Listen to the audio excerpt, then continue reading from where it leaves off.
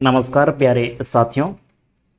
आज अपन इस क्लास में फाइव आइज अलायंस क्या है और फाइव आइज अलायंस के उद्देश्य क्या हैं और वर्तमान में ये चर्चा में क्यों हैं और भारत कनाडा विवाद क्या है, इस पर चर्चा करेंगे। तो साथियों, प्रारंभ करते हैं अपन। फाइव आइज अलायंस क्या है, इनके बारे में बेसिक जानकारी अपन मैप से प्रारंभ करेंगे। सर्वप्रथम अपन देखेंगे कि ये है क्या, फाइव आइज अलायंस क्या है और वर्तमान में चर्चा में आप लोगों ने सुना होगा। फाइव आइज अलायंस ये एक खुफिया गठबंधन, यानी कि ये 5 देशों की खुफिया एजेंसी मिलकर के इन्होंने एक गठबंधन बनाया है, जिसमें कनाडा, न्यूजीलैंड, यूनाइटेड किंगडम और संयुक्त राज्य अमेरिका शामिल है। मैप के माध्यम से यदि अपन समझें तो फिर यहाँ पे कनाडा, यूनाइटेड स्टेट, उसके बाद में यूनाइटेड किंगडम, ऑस्ट्रेलिया और न्यूजीलैंड, इन 5 देशों की खुफिया एजेंसियां मिलकर के ये फाइव आइज अलायंस बनाया है। और ये इनका उद्देश्य क्या है, क्यों बनाया गया है और वर्तमान में ये चर्चा में क्यों है, इस पर भी अपन चर्चा करेंगे। तो साथियों, पहले इनके बारे में बेसिक जानकारी। ये है क्या, तो 1991 के अटलांटिक चार्टर के परिणाम स्वरूप ये अस्तित्व में आई। फाइव अलायंस है जो कि 1941 के अटलांटिक चार्टर के परिणाम स्वरूप है जो कि अस्तित्व में आई। 1943 में अमेरिका और ब्रिटेन ने ब्रूसा नामक एक गुप्त संधि पर हस्ताक्षर किए। BRUSA, ब्रूसा कहते हैं जिन्हें, नामक की गुप्त संधि पर हस्ताक्षर किए, जिसे तब UK-USA समझौते के रूप में जाना जाने लगा। 1948 में कनाडा और 1948 में कौन सा देश इसमें शामिल हुआ, कनाडा। और 1956 में ऑस्ट्रेलिया और न्यूजीलैंड, 2 देश तो पहले ही इसमें शामिल थे। उसके बाद में ये ऑस्ट्रेलिया, न्यूजीलैंड और कनाडा, 1948 में कनाडा शामिल हुआ और 1956 में ऑस्ट्रेलिया और न्यूजीलैंड इसमें शामिल हुए। और कुछ समय भारत, जापान, कोरिया पर गठबंधन की सदस्यता के लिए विचार किया जा रहा था, क्योंकि इस क्षेत्र में भी चाइना का एकाधिकार बढ़ रहा था और एकाधिकार को कम करने के लिए इस क्षेत्र में इन देशों को सदस्यता देने पर भी विचार मंथन होता रहा। लेकिन उसके बाद में कुछ विचार है जो कि छोड़ दिया गया। उसके बाद में ये फाइव आइज अलायंस के उद्देश्य क्या है, इनके बारे में भी अपन समझेंगे। तो ये फाइव अलायंस बनाया क्यों गया था, तो इसमें देखिए, खुफिया जानकारी साझा करना लेकिन औपचारिक भागीदारी नहीं निभाना। अब ये 5 देश हैं, ये क्या करते हैं, खुफिया जानकारी है जो कि साझा करते हैं, एक दूसरे से खुफिया जानकारी है जो कि साझा करते हैं, लेकिन औपचारिक रूप से भागीदारी नहीं निभाते हैं।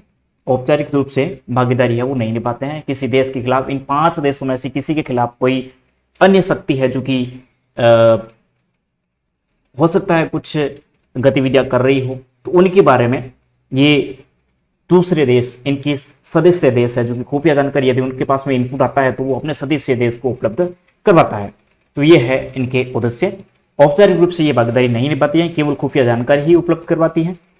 उसके बाद में वर्तमान में ये चर्चा में क्यों है, तो वर्तमान में ये चर्चा में क्यों है, तो इसमें देखिए, खालिस्तानी आतंकी कनाडाई नागरिक, खालिस्तानी आतंकी और कनाडाई नागरिक हरदीप सिंह निज्जर, ये जो हरदीप सिंह निज्जर हैं ये खालिस्तानी आतंकी हैं और कनाडा के द्वारा इनको नागरिकता दी गई है। इसने वहां शादी कर ली थी, तो कनाडा की नागरिकता है इसके पास में। और इसकी हरदीप सिंह निज्जर की हत्या के मामले में भारत और कनाडा के बीच में तनाव जारी है और इसमें फाइव आइज अलायंस खुफिया गठबंधन भी चर्चा में है। अब हरदीप सिंह निज्जर के मामले में फाइव आइज अलायंस है जो कि चर्चा में आया।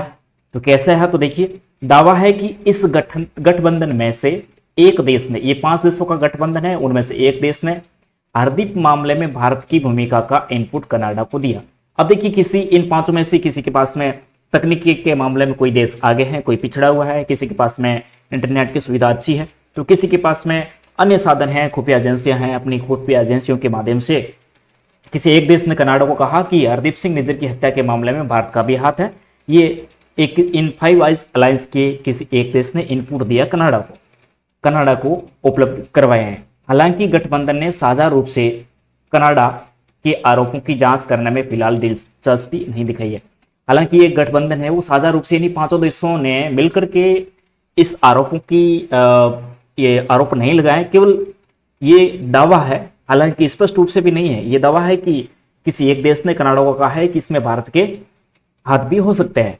इनपुट है जो कि कनाडा को दिए हैं, तब जाकर के ये फाइव आइज अलायंस है जो कि चर्चा में आया। अब देखिए भारत और कनाडा विवाद है क्या, इन पर भी अपन चर्चा करेंगे। तो देखिए प्रतिबंधित खालिस्तानी टाइगर फोर्स KTF, प्रतिबंधित खालिस्तानी टाइगर फोर्स KTF की प्रमुख और भारत के सबसे वांछित आतंकियों में से एक।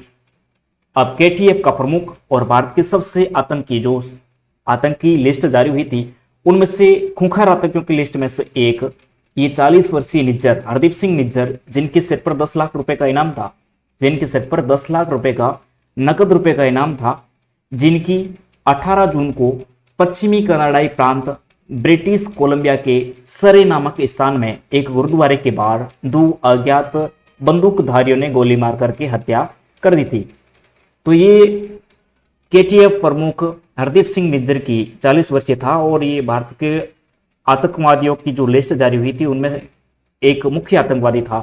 तो इनकी हत्या है जो कि 18 जून को पश्चिमी कनाडाई प्रांत के ब्रिटिश कोलंबिया के सरे नामक स्थान पर एक गुरुद्वारे के बाहर 2 अज्ञात बंदूकधारियों ने गोली मार करके हत्या कर दी थी। और इस हत्या के मामले में इस फाइव अलायंस के किसी एक देश ने, खुफिया एजेंसी ने कनाडा को अवगत कराया कि इस